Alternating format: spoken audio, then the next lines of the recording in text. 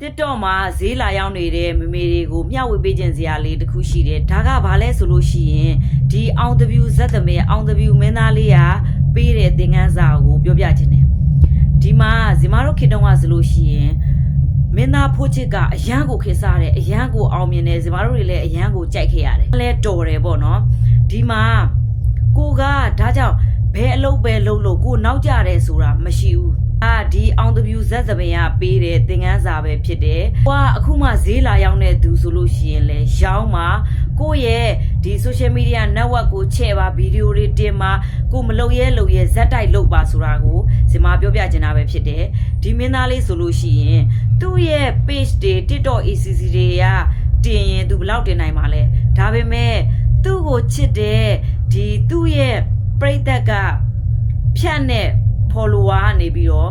သူ့ကိုချစ်တဲ့သူတွေကနေပြီးတော့ဖြန့်ပေးတဲ့ follower တွေကလုံးဝကိုသူ့ရဲ့အောင်မြင်မှုတစ်ခုဖြစ်သွားတယ်။ဒါကြောင့် social media မှာကိုကဈေးလာရောက်နေ personal brand လာတိဆောက်တယ်ဆိုလို့ရှိရင်ကိုကိုယုံကြည်အောင်ချစ်အောင်အရင်ဆုံးလုပ်ပါ